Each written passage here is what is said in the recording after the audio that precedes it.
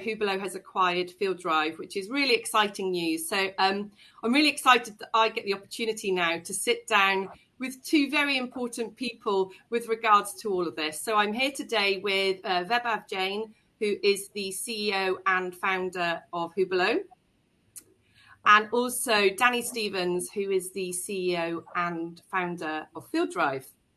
So what better time than to pick their brains about how this acquisition came about, also talk a little bit more in detail about fielddrive. And for those of you who don't know quite yet what fielddrive does, we'll expand on this and where it fits within Hubilo, and also talk about our thoughts about the industry in general at the moment and where we see this space going over the next 1 to 3 years. So I'm going to kick off with you, Vaibhav. Do you want to give us a bit of background about how all this came about, what you liked initially, about fielddrive that prompted all of this? Yeah, thank you for the invite, Sophie, and thank you for the kind introduction as well. When the entire world was going into pandemic, we knew that virtual events is going to be the way to move forward. And when the pandemic started residing, we were always on the lookout to either build or partner up with someone who has very deep expertise when it comes to handling the offline events, and when it comes to offline events, that also some large scale events. And we did a recce kind of a scenario where we saw most of the companies globally who were doing something like this and had created a name for themselves. There were a couple of companies that we came across. One of them was fielddrive, and there were a few filters that we had in our mind before we actually came to a discussion. Okay, this is the company that we would want to partner up with. Danny was someone that we met, and we really liked working with Danny. We really liked his ideas, his point of view when it comes to how the space is going to evolve further. He had built a great team under him and a great culture as well, which was like a small but a very mighty team that were able to do some really large scale events that a lot of people, like within our team, we thought that, okay, how is that possible? So multiple factors that moved us towards fielddrive and even wanting us to partner up with someone in this space. That sounds great. And Danny, having got to know you and the team as well, I mean, the team, of course, have been a big driving force, haven't they, for you? Do you want to give us a bit of background about your journey over the last few years and the part your team played in that? Yeah, definitely. Well, you're only as strong as the weakest shekel in the chain, I say. So the team is a very important element to keep everything together. Your sales can do the best sales, but if the replication on site is not delivered as expected, then you're nothing. So the strength of our team goes above and beyond. We're very much in the trenches, and I think the main difference with a virtual event and a live event is that you're actually side by side with the clients. When shit happens, you're with him. There's no way you can hide. There's no way you need to solve the problem, and that's where our team goes above expectations. And that's been a culture we've been driving since the beginning. Everybody's got a mindset like this needs to work flawlessly. Really a mindset for the customer and anticipating on what might go wrong. Doing suggestions, better improvements, and improving the process over and over and over again. So I'm very grateful to be able to work with a team of extremely professional people on that. I'm just going to pick up on that. I know customer first is very much the mentality at Hubilo as well as fielddrive. And to your point about on-site, so having run lots of in-person events myself, obviously the registration point is right at the beginning of the attendee journey, isn't it? It really sets the scene. Can you just give us a bit of info about why and how fielddrive makes it such a seamless experience for attendees right from the moment they arrive at the venue? Yeah, well, as you say, you never have a second chance to make a good first impression. The entrance at the event is the key point where you set the tone for the event. If people just flow in, so we've been working on really limiting that check-in time per second. Every second we can squeeze off that process is important, because that allows you to work with less people, less staff, less equipment, and still have a fluent experience, so which impacts directly the budget. And we've been working with, we were the first company to introduce full color batch printing. We were the first one to introduce a kiosk where you have a pass-through, and an easy setup, so we can reduce the technical knowledge of the people on sites, and also the whole logistics around it. So it's the whole package of how can you reduce the footprint of your event? How can you do the same level of people with less equipment? How can you squeeze off every second? And then in that journey, we were experimenting with new technologies. We were the first ones to deploy successfully the facial recognition check-in. And we've been recognized as an innovator in the industry, and we will keep on doing so. Because that first moment you come into the event and the impression you have there is so important for the whole experience as a whole, for the organizer. Yeah, and I think you've touched a bit there on sustainability, which we'll come on to again, I think. So it's such an important thing right now in events. And I know that fielddrive is really, doing some great stuff around sustainability. But I just want to pick up on, we all know that event technology really is an enabler of having an amazing event. And throughout the pandemic, lots of discussion around how technology can help personalization, how it can help really understand the attendee. So I'm going to come back to you, Vaibhav, there. I mean, how do you see technology really enabling an event organizer to personalize their attendee journey? Yeah, I feel that using tech, you are able to bring personalization at scale, where you're able to understand about every attendee and create like an usher-like experience, or like a VIP-like experience for every attendee that attends an event virtually or even physically. And event tech at the end of the day should help an organizer give them more hands to do. It should feel like that you have 100 plus hands that are helping you solve the problem, instead of creating more problems for them. So and I believe that event is a way of is a place where a lot of people with a common mission and purpose come together for a limited amount of time. They would want to have uh, uh, it needs to blend in with their daily life, because we know that event experience at the end of the day is just like a 2-3 day experience. It's not like a long-term experience that you would have either by downloading an app or by experiencing the badge printing or being part of the virtual events. It's just a 2-3 day experience, and it should look seamless. It should feel like it is a product that you are already using in your daily life. It shouldn't feel more complicated than that, because the time to onboard onto the product is going to be too less as an event attendee. So event organizer plays a larger role in terms of choosing a platform or choosing any type of event tech that helps them bring that friction down to a minimum. Once that is done, you need to then take the experience further. How can you go ahead and make people meet the right set of people at an event? And then, as all of us know, that there are almost more than 3,000 companies within the event tech space. There is almost like $1 trillion that is spent in the space. And event tech, I feel, is very important part of it. It might not be a part of a larger budget at the end of the day, but if spent the right way, I think it can enhance the experience of the attendee. And that enhancement would lead to maybe higher conversion for an exhibitor when an attendee comes to that particular booth, or maybe a higher pipeline for a marketing team when they invite their set of potential customers to a particular event.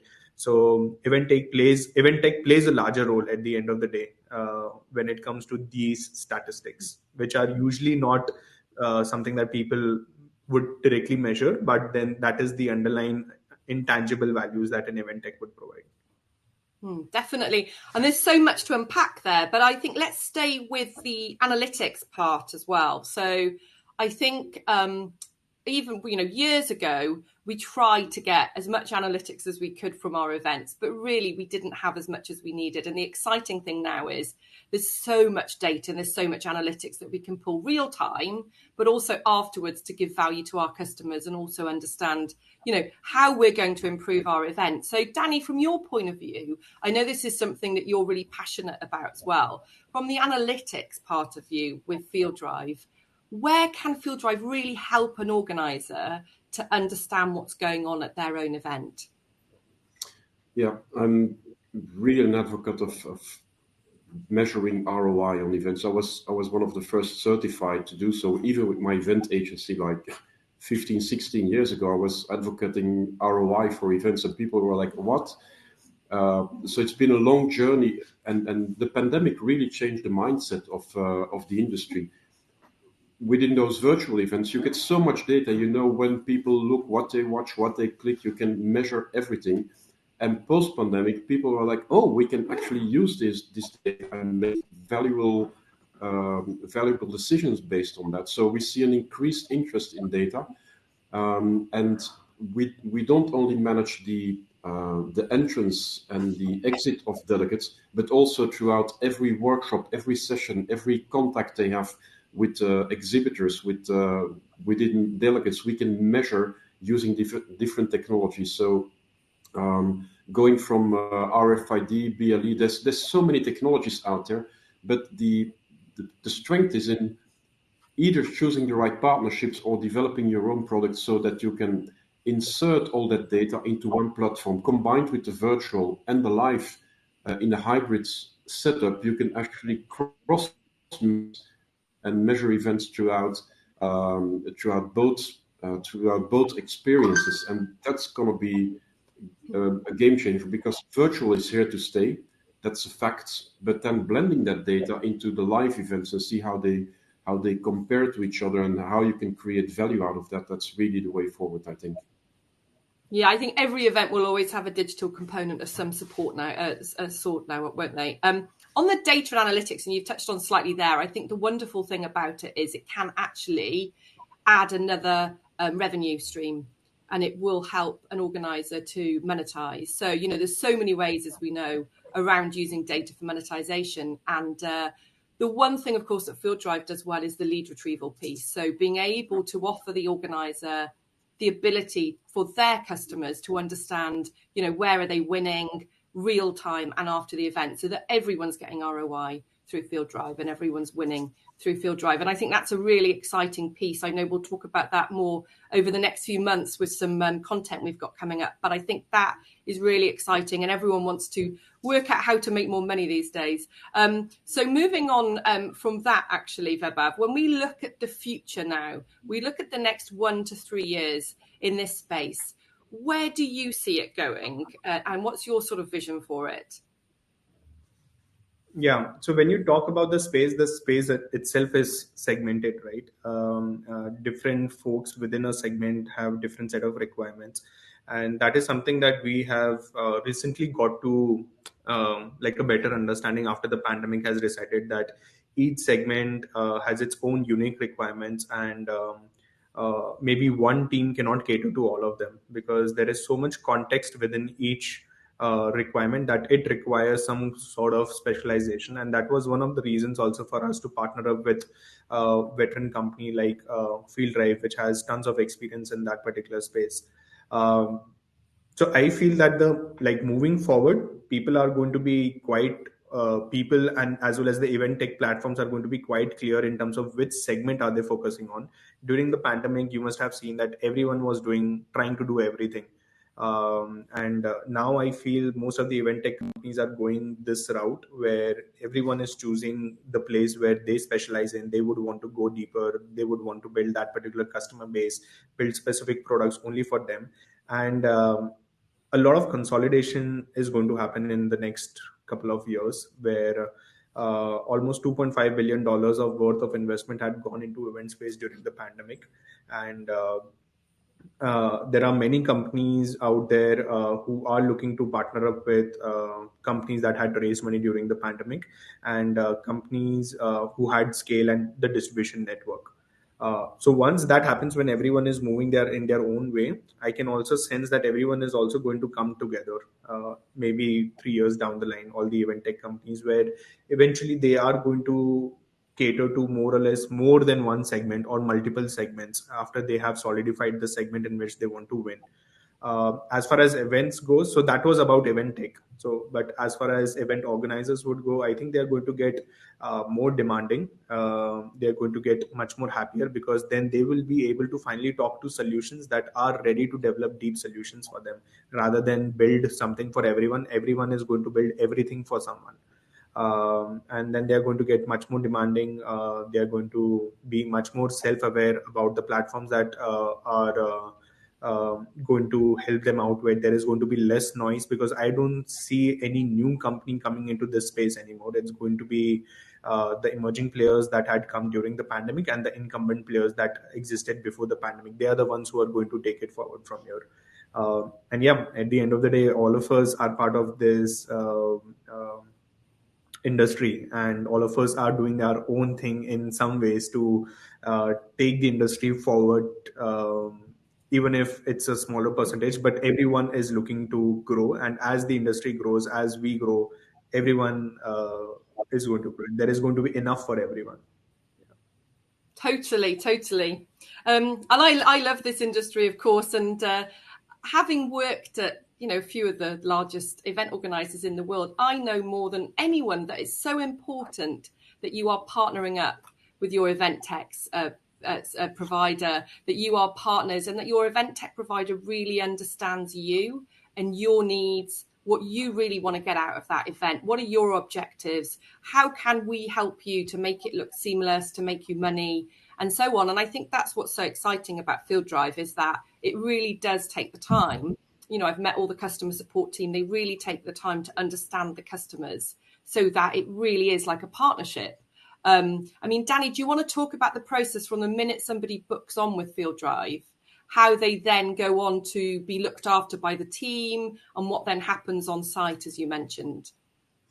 Yeah, it starts with the sales process, the listening and guiding your client to choose the right solution is the first step. And sometimes people don't even know their own objectives. And they are saying like, oh, we want to do RFID, without really understanding what RFID is or what they want to achieve by using that RFID. Start with the objective. That's the first one. What do I want to do? What do I want my delegates to do differently after the event than before the event? What can I contribute to the experience, and how can technology help to reach that objective? That's the first question. And that's where the sales team is very knowledgeable about the different technologies, the do's and don'ts, and what to use and what not to use. And the sales process just seamlessly flows into the project management.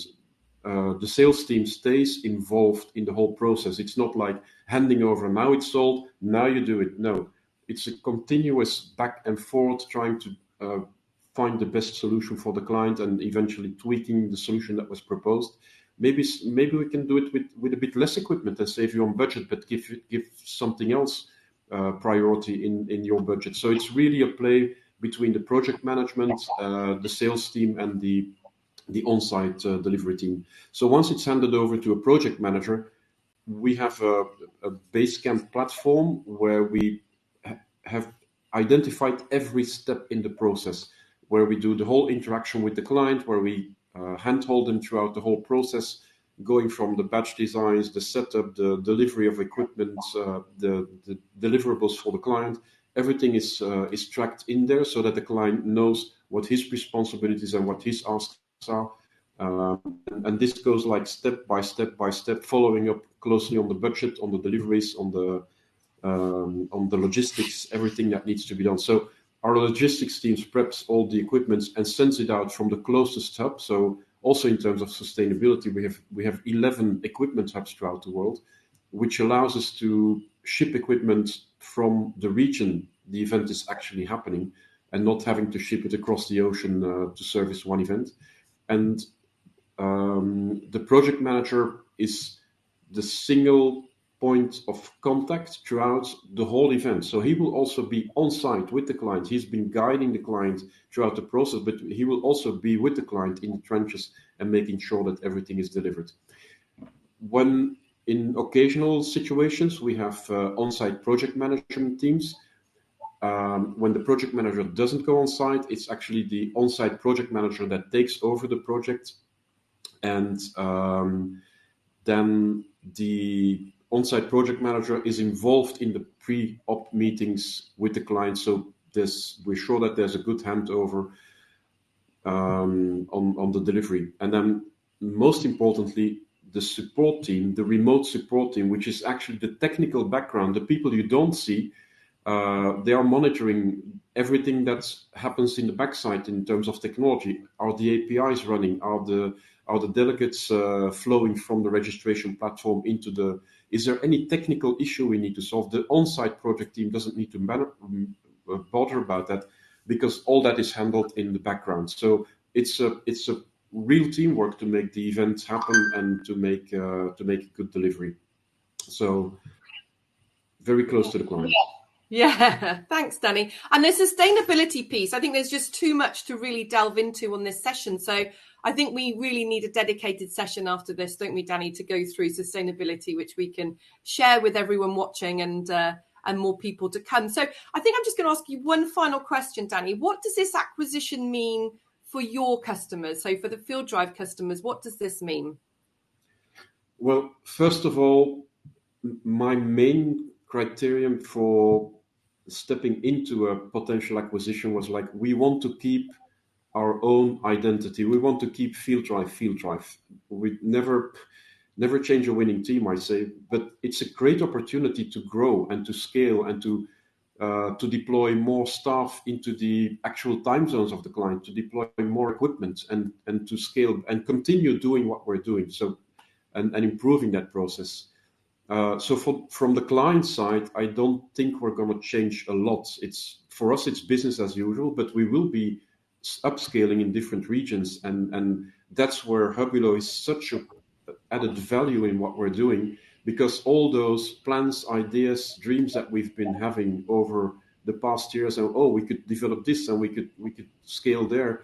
This is now actually becoming possible with the leverage of the experience of the sales and marketing team, of the support team from Hubilo, the resources that are available. Scaling the development team is just going to accelerate everything we've been doing, and that's a great opportunity for me. I'm not 25 anymore, so being able to achieve that goal and bring the company to where I really want it to be, and speed that up, that's for me a tremendous opportunity. I'm really grateful for. No, it's really exciting, and me being behind the scenes and seeing the opportunities, you can just see how great this is going to be. And as you say, now, with the backing of Hubilo, the engineering team, all the customer support team, it really means that we can innovate so much in this space. And I know we're building out a really cool product roadmap, which people will see it as we come, and we'll be speaking to the industry for their ideas. So I think that's really exciting about what we're about to do. So finally, we go back to Vaibhav. Vaibhav, what are you looking forward to in the next few months and the year, and what are your final thoughts on this? I think we're looking forward to welcome the entire team at fielddrive within Hubilo. What I've heard is that acquisitions are difficult, but if you really if there is trust and integrity, then it becomes quite easy. So that is going to be our motto in moving forward in terms of working with fielddrive as well. We have seen the kind of tech that fielddrive has, the kind of potential that it has, the kind of events that they have already done. We are just pretty excited in terms of working with them, working on the product roadmap, developing a product roadmap with them, and then serving their clients further. And not just moving into new regions, but just giving more to the existing set of clients and giving them more value for their money. How can we give them more, and how can we maybe leave money at the table and they feel that okay, they've got much more than what they had wanted. We want to build a tech in this particular space which is much ahead of its time. We want to push the envelope when it comes to innovation, and Danny being at the forefront of that, as he mentioned at the earlier time as well, that he has been bringing new tech into this particular space always, and we just want to ensure that we provide Danny with enough resources for him to again do so. So yeah, really looking forward to working with the fielddrive team, and I feel it's just going to be a different learning for all of us at Hubilo and as well as at fielddrive. Thank you, Vaibhav. So, I mean, oh, sorry, Danny.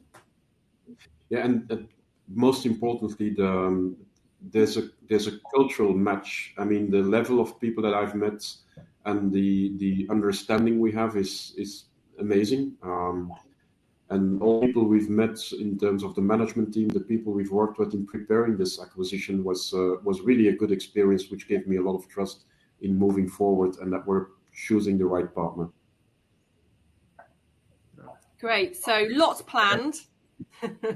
Lots planned. Exciting time, exciting acquisition. So everyone watching this, keep following us and there'll be more information to come over the next few months. So thank you both for your time. I look forward to working with you on this.